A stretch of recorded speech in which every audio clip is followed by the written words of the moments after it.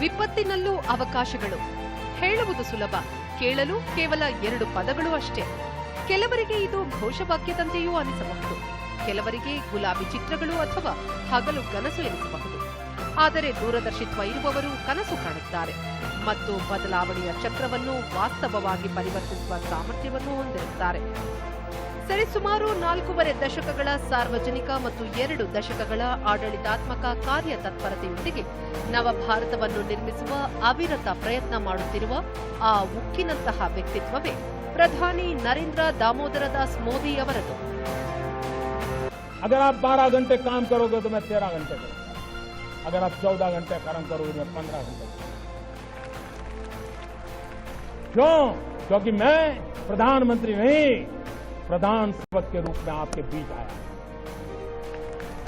मैं शासक के रूप में नहीं, सेवक के रूप में सरकार लेकर के आया हूं. नरेंद्र दामोदर दास मोदी ईश्वरना नामे सौगंध लऊं छूं. ಈಶ್ವರನ ನಾಮೆ ಸೌಗಂಧ ಲઉં છું. ಸುಮಾರು 13 ವರ್ಷಗಳ ಕಾಲ ಗುಜರಾತ್ ಮುಖ್ಯಮಂತ್ರಿಯಾಗಿ ಅಭಿವೃದ್ಧಿಯ ಹೊಸ ಮಾದರಿಯನ್ನು ರೂಪಿಸುವುದರಿಂದ ಹಿಡಿದು ಪ್ರಧಾನಮಂತ್ರಿಯಾಗಿ ಅನೇಕ ದಾಖಲೆಗಳನ್ನು ಸೃಷ್ಟಿಸುತ್ತಿರುವ ಈ ಪಯಣವನ್ನು ತೋರಿಸಲು ನಾವು ನಿಮ್ಮನ್ನು ಮೊದಲು ದೇಶದ ಪಶ್ಚಿಮ ಗಡಿಯಲ್ಲಿರುವ ಕಚ್ಗೆ ಕರೆದೊಯ್ಯುತ್ತೇವೆ. 2001ರಲ್ಲಿ ಭೀಕರ ಭೂಕಂಪನದಿಂದ ಕಚ್ ಎಷ್ಟೊಂದು ಹಾಳಾಗಿ ಹೋಗಿತ್ತು. ಆದರೆ ಭೂಕಂಪದ ಇಷ್ಟು ವರ್ಷಗಳ ನಂತರ ಕಚ್ ಮತ್ತು ಕಚ್ನ ಜನರು ಇಂದು ಉದಾಹರಣೆಯಾಗಿ ಹೊರಹೊಮ್ಮಿದ್ದಾರೆ ಮತ್ತು ಕಚ್ನ ಪುನರ್ ನಿರ್ಮಾಣದ ಯಶೋಗಾಥೆಯನ್ನು ದೇಶ ಹಾಗೂ ವಿದೇಶಗಳಲ್ಲೂ ಪ್ರಸ್ತುತಪಡಿಸಲಾಗುತ್ತಿದೆ. ರನ್ ಆಫ್ ಕಚ್ ಇಂದು ತನ್ನ ಪ್ರಕೃತಿ ಸೌಂದರ್ಯದಿಂದ ದೇಶ ಮತ್ತು ವಿದೇಶಗಳ ಪ್ರವಾಸಿಗರ ನೆಚ್ಚಿನ ತಾಣವಾಗಿ ಖ್ಯಾತಿ ಪಡೆದಿದೆ. ಇದನ್ನು ರನ್ ಉತ್ಸವ ಎಂದೂ ಕರೆಯಲಾಗುತ್ತದೆ. ಆದರೆ ಕಚ್ನ ಜನರ ಜೀವನವನ್ನು ಒಂದು ರನ್ ಹೇಗೆ ಬದಲಾಯಿಸಿತು ಎಂಬುದಕ್ಕೆ ಜ್ವಲಂತ ಉದಾಹರಣೆ ಕಚ್ನ ಭುಜೋಡಿ ಗ್ರಾಮದ ಶಾಂಜಿ ಬಾಯಿ ವಣಕ್ಕರ್. ಶಾಂಜಿ ಬಾಯಿ ಅವರ ಕುಟುಂಬವು ವರ್ಷಗಳಿಂದ ಕೈಮಗ್ಗದ ಕೆಲಸದಿಂದ ಪ್ರಸಿದ್ಧವಾಗಿದೆ. ಪ್ರಧಾನಿ ನರೇಂದ್ರ ಮೋದಿ ಅವರು ಗುಜರಾತ್ನ ಅಂದಿನ ಹಂಗಾಮಿ ಮುಖ್ಯಮಂತ್ರಿಗಳಾಗಿದ್ದಾಗ ಕಚ್ನ ಕಲೆ ಮತ್ತು ರಣ್ಣನ್ನು ವಿಭಿನ್ನ ದೃಷ್ಟಿಕೋನದಿಂದ ಜೋಡಿಸುವ ಮೂಲಕ ರಣ್ ಉತ್ಸವಕ್ಕೆ ಚಾಲನೆ ನೀಡಿದರು ಮತ್ತು ಶಾಂಜಿಯವರಂತಹ ಅನೇಕ ಕುಶಲಕರ್ಮಿಗಳು ರಣ್ ಉತ್ಸವದಿಂದ ಉತ್ತೇಜನ ಪಡೆದರು.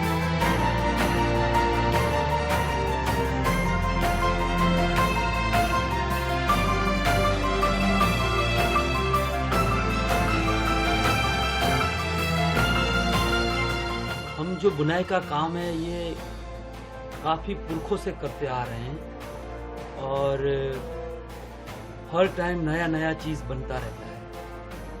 और पुराना तो काम हमारा लोकली यहाँ के लोगों के लिए ही बनाना होता था, लेकिन अभी पिछला 20-25 साल में इस काम में काफ़ी बदलाव भी आया है. और ये बदलाव आने का वजह है वो हम सोच रहे हैं कि जब गुजरात में मुख्यमंत्री मोदी जी थे तब उन्होंने ऐसा एक सोच बनाया कि जो रण उत्सव है वो यहाँ पे कैसे किया जाए. और पूरा रण उत्सव की वजह से एक पूरा कच्छ का एक पहचान बना पूरा भारत में और पूरी दुनिया में. और रण उत्सव की वजह से पूरी दुनिया और पूरा भारत के लोग यहाँ पे आए. ಈ ವಿನೋದ ಭರಿತ ವರ್ಣ ರಂಜಿತ ಚಿತ್ರಗಳು, ಡೋಲಕಗಳು, ಮಂಜಿರದ ತಾನ, ರಾಗಾಲಾಪ, ನೀವು ಪರದೆಯ ಮೇಲೆ ನೋಡುತ್ತಿರುವುದೆಲ್ಲ ದೇಶದ ಬದಲಾವಣೆಯ ದೊಡ್ಡ ಗಾಥೆಗಳು. ವಿಪತ್ತಿನಲ್ಲಿಯೂ ಅವಕಾಶಗಳನ್ನು ಹುಡುಕುವುದಕ್ಕೆ ಜ್ವಲಂತ ಸಾಕ್ಷಿಯಾಗಿವೆ.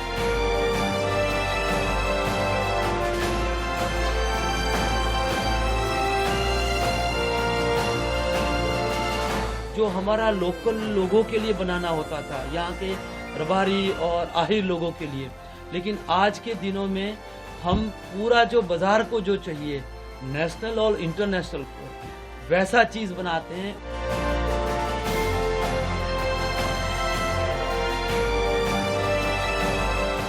ಆದರೆ ಕಾಲ ಬದಲಾಗಿದೆ ಮತ್ತು ಚಿತ್ರಣವೂ ಬದಲಾಗಿದೆ. ಭಾರತದ ಆಶೋತ್ತರಗಳಿಗೆ ಸೂರ್ಯನ ಪ್ರಖರತೆಯಂತೆ ಬೆಳಗಲು ಸಂಭಾವ್ಯತೆಗಳ ಅನಂತ ಆಕಾಶವನ್ನು ಸೃಷ್ಟಿಸಲು ಒಂದು ಬೃಹತ್ ಬದಲಾವಣೆಯ ಅಗತ್ಯವಿತ್ತು. ಆ ಪರಿವರ್ತನೆಯನ್ನು ಸಾಕಾರಗೊಳಿಸಲು ಕಠಿಣ ನಿರ್ಧಾರ ಕೈಗೊಳ್ಳಬಲ್ಲಂತಹ ಪ್ರವರ್ತಕರ ಅಗತ್ಯವೂ ಇತ್ತು. ಎಲ್ಲ ಸವಾಲುಗಳು ಮತ್ತು ಪ್ರತಿಕೂಲ ಪರಿಸ್ಥಿತಿಗಳ ನಡುವೆಯೂ ಬಡವರು, ಶೋಷಿತರು, ದಲಿತರು, ಮಹಿಳೆಯರಿಂದ ಹಿಡಿದು ಆಡಳಿತ ಮತ್ತು ವ್ಯೂಹಾತ್ಮಕ ವಲಯದವರೆಗೆ ನಿರ್ಧಾರಗಳನ್ನು ತೆಗೆದುಕೊಳ್ಳಲಾಯಿತು. ಅವರಿಂದ ಇಡೀ ಚಿತ್ರಣವೇ ಬದಲಾಗಿ ಹೋಯಿತು. हमारी सरकार ने शुरू से ही रिफॉर्म, परफॉर्म एंड ट्रांसफॉर्म इस मंत्र को लेकर के हमने काम किया. रेड टेपिज्म कम करना और रेड कारपेट बिछाना, यही हमारा प्रयास है. ಭಾರತವು ಸ್ವಾತಂತ್ರ್ಯ ಪಡೆದು 75 ವರ್ಷಗಳನ್ನು ಪೂರೈಸಲಿರುವ ಈ ಸಮಯದಲ್ಲಿ ಪರಿವರ್ತನೆಯ ಹರಿಕಾರ ಮೋದಿ ಅವರು ಮಹಾತ್ಮ ಗಾಂಧಿಯವರ ಹಿಂದ್ ಸ್ವರಾಜ್ಯ, ಪಂಡಿತ್ ದೀನದಯಾಳ್ ಉಪಾಧ್ಯಾಯ ಅವರ ಅಂತ್ಯೋದಯ ಮತ್ತು ಸರ್ದಾರ್ ಪಟೇಲ್ ಹಾಗೂ ಸುಭಾಷ್ ಚಂದ್ರ ಬೋಸ್ ಅವರ ಕನಸಾದ ಬಲಿಷ್ಠ ಮತ್ತು ಸಮರ್ಥ ಭಾರತವನ್ನು ರೂಪಿಸುತ್ತಿದ್ದು, ನವಭಾರತದ ಚಿತ್ರಣವನ್ನು ರೂಪಿಸಲು ಪ್ರಾರಂಭಿಸಿದ್ದಾರೆ. ಎಂತಹ ಒಂದು ನವಭಾರತ ಎಂದರೆ ಅದರಲ್ಲಿ ಒಲೆಯ ಹೊಗೆ ತಾಯಂದಿರ ಕಣ್ಣಲ್ಲಿ ನೀರು ತರಿಸಬಾರದು. ಮಹಿಳೆಯರಿಗೆ ಸಮಾನತೆಯ ಹಕ್ಕು ಇರಬೇಕು. ಯುವಜನರ ಪ್ರತಿಭೆಯನ್ನು ಗೌರವಿಸುವ ಭಾರತವಾಗಬೇಕು. ಆತ್ಮನಿರ್ಭರವಾಗಿರಬೇಕು ಮತ್ತು ಜಗತ್ತನ್ನು ವಸುದೈವ ಕುಟುಂಬಕಂ ಭಾವನೆಯೊಂದಿಗೆ ಅಪ್ಪಿಕೊಳ್ಳುವ ದೇಶವಾಗಿರಬೇಕು. ಆದರೆ ಕೆಟ್ಟ ದೃಷ್ಟಿಯ ಶತ್ರುಗಳ ಕಣ್ಣಲ್ಲಿ ಕಣ್ಣಿಟ್ಟು ನೋಡುವ ಮೂಲಕ ಅವರಿಗೆ ತಕ್ಕ ಪಾಠವನ್ನು ಕಲಿಸಬೇಕು.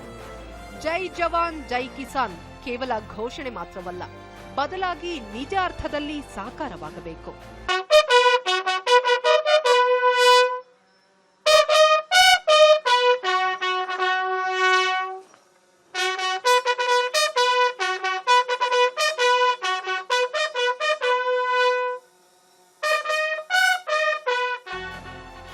ಗಡಿಗಳು ಸುರಕ್ಷಿತವಾಗಿದ್ದರೆ ದೇಶ ಮತ್ತು ಅದರ ನಿವಾಸಿಗಳು ಸಹ ಸುರಕ್ಷಿತವಾಗಿರುತ್ತಾರೆ. ದುರ್ಗಮ ಪ್ರದೇಶಗಳು, ರಕ್ತ ಹೆಪ್ಪುಗಟ್ಟಿಸುವ ಕೊರೆಯುವ ಶೀತ, ದೇಹವನ್ನೇ ಸುಡಿಸುವಂತಹ ಬಿಸಿಲು, ಇನ್ನೂ ಹಲವಾರು ಇಂತಹ ಸವಾಲುಗಳನ್ನು ಎದುರಿಸುತ್ತಿರುವ ನಮ್ಮ ದೇಶದ ಯೋಧರ ಉತ್ಸಾಹ ಹೆಚ್ಚಿಸಲು ಪ್ರಧಾನಿ ಮೋದಿ ಒಂದು ಪರಿಪಾಠವನ್ನೇ ಹಾಕಿಕೊಂಡರು. ಪ್ರತಿ ವರ್ಷ ಸೈನಿಕರ ಜೊತೆಗೆ ದೀಪಾವಳಿ ಮತ್ತು ಹೋಳಿಯಂತಹ ಹಬ್ಬಗಳನ್ನು ಆಚರಿಸಲು ಹೋಗುವ ಅವರು ಇಡೀ ದೇಶ ನಿಮ್ಮೊಂದಿಗಿದೆ ಎಂದು ಮನವರಿಕೆ ಮಾಡಿಸಿದ್ದಾರೆ. ಒಂದು ಶ್ರೇಣಿ ಒಂದು ಪಿಂಚಣಿಯಂತಹ ಹಳೆಯ ಸಮಸ್ಯೆಯನ್ನು ಪರಿಹರಿಸಿದ ಮೋದಿ ಅವರು ತಕ್ಷಣವೇ ಸೈನಿಕರ ಕಲ್ಯಾಣ ಮತ್ತು ಸುರಕ್ಷತೆಗೆ ಸಂಬಂಧಿಸಿದ ನಿರ್ಧಾರಗಳನ್ನು ಕೈಗೊಂಡರು.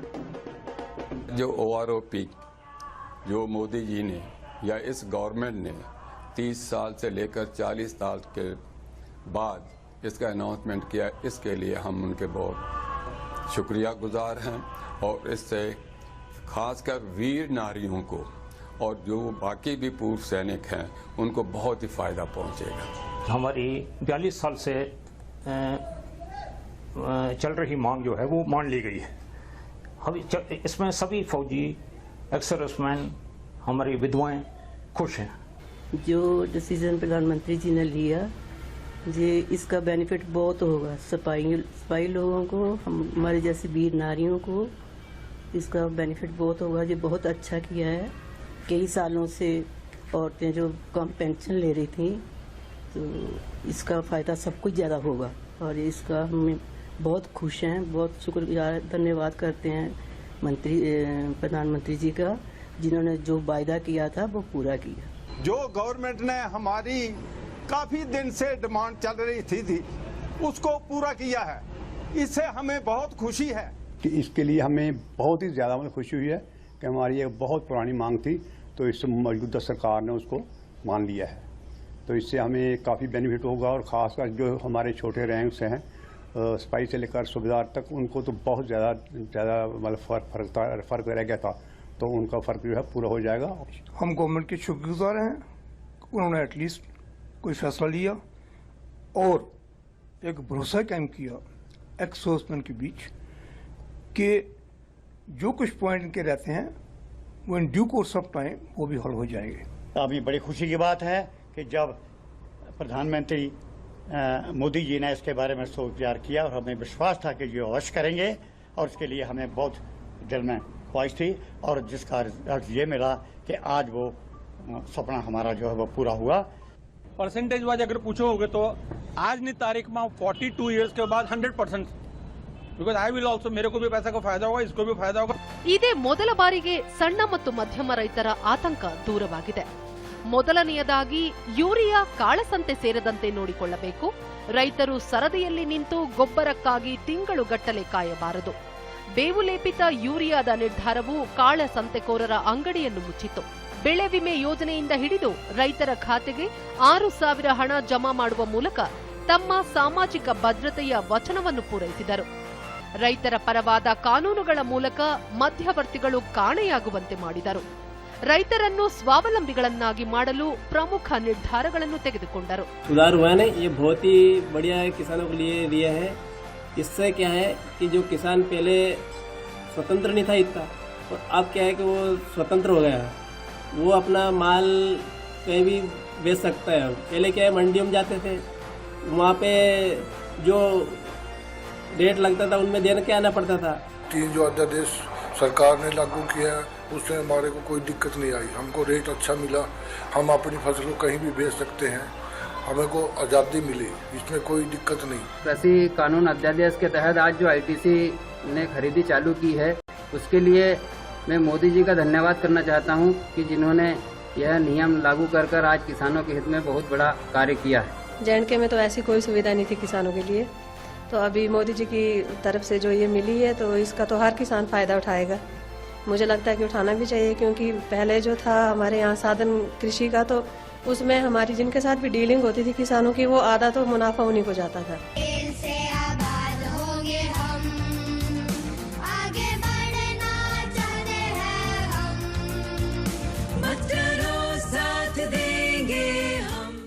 ದೇಶದಲ್ಲಿ ಖೇಲೋ ಇಂಡಿಯಾದಂತಹ ಸ್ಪರ್ಧೆಗಳನ್ನು ಪರಿಚಯಿಸುವ ಮೂಲಕ ಭಾರತದ ಯುವ ಶಕ್ತಿಯನ್ನು ವಿಶ್ವದ ಹೊಸ ಎತ್ತರಕ್ಕೆ ತೆಗೆದುಕೊಂಡು ಹೋಗುವ ಪ್ರಯತ್ನ ಮಾಡಲಾಯಿತು. ಇದರ ಫಲಶ್ರುತಿ ಏಷ್ಯಾಡ್ನಿಂದ ಒಲಿಂಪಿಕ್ಸ್ವರೆಗೆ ಗೋಚರಿಸುತ್ತಿವೆ. ಅಂತಾರಾಷ್ಟ್ರೀಯ ಸ್ಪರ್ಧೆಗಳಲ್ಲಿ ಭಾಗವಹಿಸಿದ ಆಟಗಾರರನ್ನು ಹುರಿದುಂಬಿಸಲು ಅವರ ಜೊತೆಗೆ ಅವರ ತರಬೇತುದಾರರು ಹಾಗೂ ಪೋಷಕರಂತೆ ಅವರೊಂದಿಗೆ ಪ್ರಧಾನಿ ನಿಂತರು.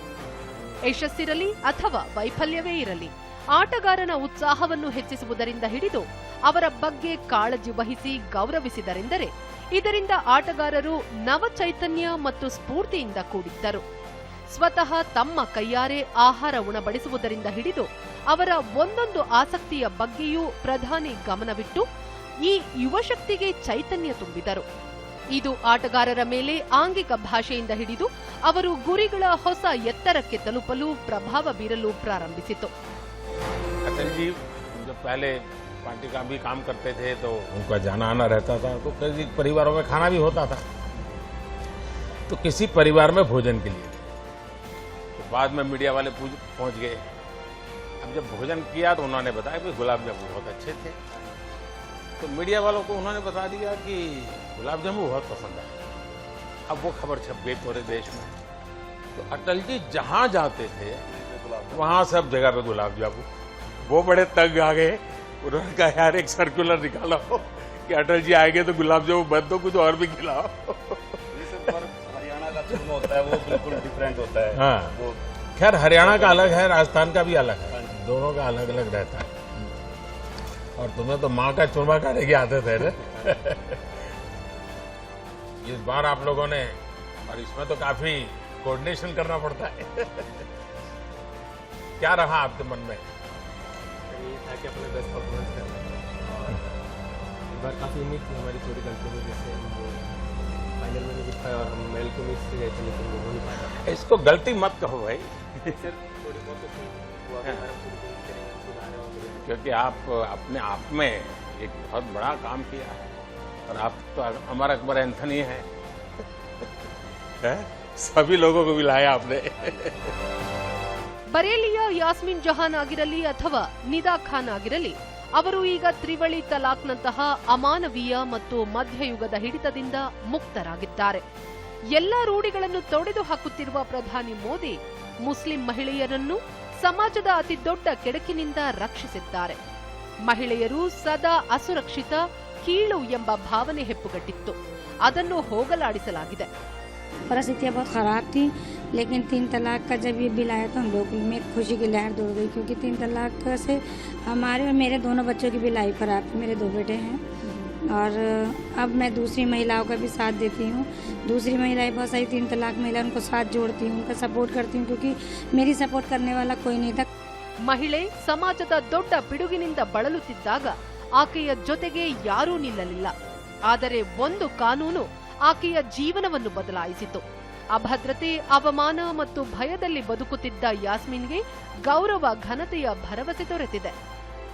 कानून आता है 3 तलाक के ऊपर, उसके बाद ऐसी बहुत सारी महिलाएं हैं जिनका घर बच गया उस कानून के कारण. ಪ್ರಧಾನಿ ಮೋದಿ ತಮ್ಮ ಪ್ರಯತ್ನದಿಂದ ಅಳಿಸಲಾಗದ ರೇಖೆಯನ್ನು ಎಳೆದಿದ್ದಾರೆ. ಅದರಿಂದ ಎಲ್ಲ ಜನಾಕಾಂಕ್ಷೆಗಳಿಗೆ ಮತ್ತು ಹೊಸ ಇತಿಹಾಸವನ್ನು ಬರೆಯುವ ದೇಶದ ಸಾಮರ್ಥ್ಯಕ್ಕೆ ದೃಢವಾದ ನೆಲೆಯನ್ನು ನೀಡಿದೆ. ಉತ್ತಮ ನೆರೆಹೊರೆಯ ಧರ್ಮಕ್ಕೆ ಅನುಗುಣವಾಗಿ ಪಾಕಿಸ್ತಾನದಲ್ಲಿ ಅಂದಿನ ಪ್ರಧಾನಿ ನವಾಜ್ ಶರೀಫ್ ಅವರ ಮಗಳ ಮದುವೆಯಲ್ಲಿ ಪಾಲ್ಗೊಳ್ಳಲು ಎಲ್ಲಾ ಶಿಷ್ಟಾಚಾರಗಳನ್ನು ಮುರಿದು ಮೋದಿ ಇಸ್ಲಾಮಾಬಾದ್ ತಲುಪಿದ್ದರು. ಆದರೆ ಉರಿ, ಪುಲ್ವಾಮಾದಂತಹ ಅಧರ್ಮ ಕೃತ್ಯಗಳಿಗೆ ಪಾಕಿಸ್ತಾನ ಕೈ ಹಾಕಿದಾಗ ರಾಷ್ಟ್ರೀಯ ಧರ್ಮ ಆಚರಿಸುವ ಸಲುವಾಗಿ ಬಾಲಾಕೋಟ್ ಸರ್ಜಿಕಲ್ ಸ್ಟ್ರೈಕ್ ಮೂಲಕ ಪಾಕಿಸ್ತಾನಕ್ಕೆ ತಕ್ಕ ಉತ್ತರ ನೀಡಲು ಹಿಂಜರಿಯಲಿಲ್ಲ. चाहे देश के भीतर हो या फिर सीमा के उस पार, आतंक और हिंसा फैलाने वाली फैक्ट्री जहां भी होगी, इस चौकीदार के निशाने पर है.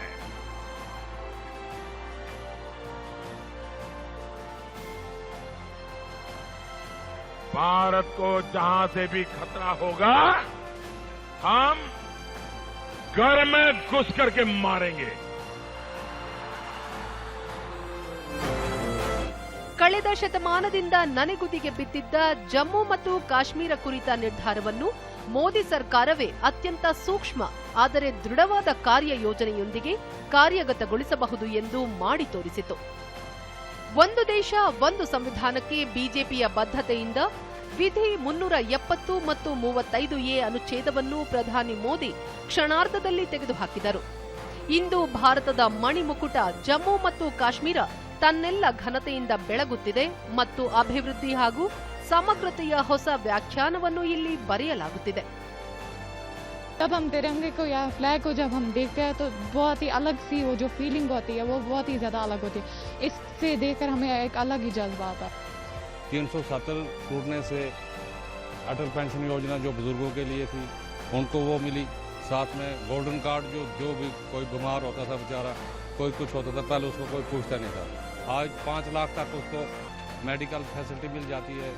ಆರ್ಥಿಕ ಸುಧಾರಣೆಗಳ ವಿಷಯದಲ್ಲಿ ಅನೇಕ ಕ್ರಾಂತಿಕಾರಿ ನಿರ್ಧಾರಗಳನ್ನು ಕೈಗೊಳ್ಳಲಾಯಿತು. ಒಂದು ದೇಶ ಒಂದು ಕಾನೂನಿನಂತೆ ಅತಿ ದೊಡ್ಡ ಆರ್ಥಿಕ ಸುಧಾರಣೆ ಜಿಎಸ್ಟಿ ಅಂದರೆ ಸರಕು ಸೇವಾ ತೆರಿಗೆ ಕಾನೂನು ತರುವುದಾಗಿತ್ತು. ಜಿಎಸ್ಟಿ ಜಾರಿಗೆ ಬಾರದಿದ್ದರೆ ಕೊರೋನಾ ಸಮಯದಲ್ಲಿ ಆದಾಯಕ್ಕೆ ಏನಾಗುತ್ತಿತ್ತು ಎಂದು ಊಹಿಸಿಕೊಳ್ಳಿ.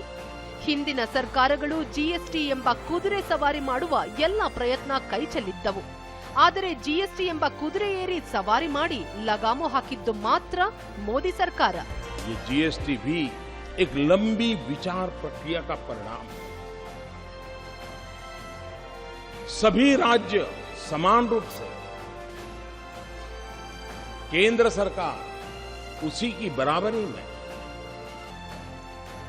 और सालों तक चर्चा की. संसद में इसके पूर्व के भी सांसदों ने, उसके पूर्व के सांसदों ने लगातार इस पर बहस की. एक प्रकार से best brains of the country उन्होंने लगातार इस काम को किया है और उसी का परिणाम है कि आज ये जीएसटी को हम साकार रूप में देख सकते हैं. ನ್ಯಾಯಾಂಗ ಸುಧಾರಣೆಯ ನಿಟ್ಟಿನಲ್ಲಿ ವೇಗ ಹೆಚ್ಚಿಸಲಾಯಿತು. ಆದರೆ ಅಪ್ರಸ್ತುತವಾಗಿದ್ದ ಕಾನೂನುಗಳ ಸ್ವಚ್ಛತಾ ಪ್ರಕ್ರಿಯೆಯನ್ನು ಪ್ರಧಾನಿ ತ್ವರಿತಗೊಳಿಸಿದರು. ಅನಗತ್ಯವಾದ ವಿಚಿತ್ರ ಕಾನೂನುಗಳನ್ನು ರದ್ದುಗೊಳಿಸುವ ಕೆಲಸವನ್ನೂ ಮೋದಿ ಮಾಡಿದರು. ಅರ್ಥ ಎಲ್ಲಿರಬೇಕೋ ಅಲ್ಲೇ ಇರಬೇಕು. ಆಡಳಿತ ಸುಧಾರಣೆಗಳು ಅಥವಾ ಸಾಮಾಜಿಕ ಕಾಳಜಿಗಳು ಮತ್ತು ಅವುಗಳನ್ನು ಪೂರೈಸುವ ಧೈರ್ಯವನ್ನು ಹೊಂದಿರುವ ದೇಶವಾಸಿಗಳ ಜೀವನದ ಪ್ರತಿಯೊಂದು ಅಂಶದ ಬಗ್ಗೆ ಕಾಳಜಿ ಹೊಂದಿರುವ ವ್ಯಕ್ತಿಯು ಖಂಡಿತವಾಗಿಯೂ ಜನರ ಹೃದಯ ಮತ್ತು ಮನಸ್ಸಿನಲ್ಲಿ ಅಳಿಸಲಾಗದ ಗುರುತನ್ನು ಉಳಿಸುತ್ತಾರೆ. ಮಾಜಿ ಪ್ರಧಾನಿ ಮತ್ತು ಬಿಜೆಪಿ ಸಂಸ್ಥಾಪಕ ಅಧ್ಯಕ್ಷ ಅಟಲ್ ಬಿಹಾರಿ ವಾಜಪೇಯಿ ಅವರ ಈ ಸಾಲುಗಳು ಪ್ರಧಾನಿ ಮೋದಿ ಅವರ ಧ್ಯೇಯ ವಾಕ್ಯವಾಗಿದೆ. ಶುದ್ಧ ಹೃದಯದ ಜ್ವಾಲೆಯಿಂದ ನಂಬಿಕೆಯ ದೀಪವನ್ನು ಬೆಳಗಿಸುವ ಮೂಲಕ ಹಂತ ಹಂತವಾಗಿ ಹೆಜ್ಜೆಗಳು ಹೆಚ್ಚುತ್ತಿವೆ. ಸ್ವಲ್ಪ ಸ್ವಲ್ಪ ಜೀವ ಕರಗುತ್ತಿದೆ. ಗುರಿಯನ್ನು ಸಾಧಿಸದ ಹೊರತು ಅಲ್ಲಿಯವರೆಗೆ ಹೆಜ್ಜೆಯ ವೇಗ ನಿಲ್ಲುವುದಿಲ್ಲ. ಇಂದು ಜಗತ್ತು ಏನೇ ಹೇಳಲಿ ನಾಳೆ ತಲೆಬಾಗದೇ ಇರದು. ಇದು ಜನನಾಯಕನ ಜೀವನ ದರ್ಶನ.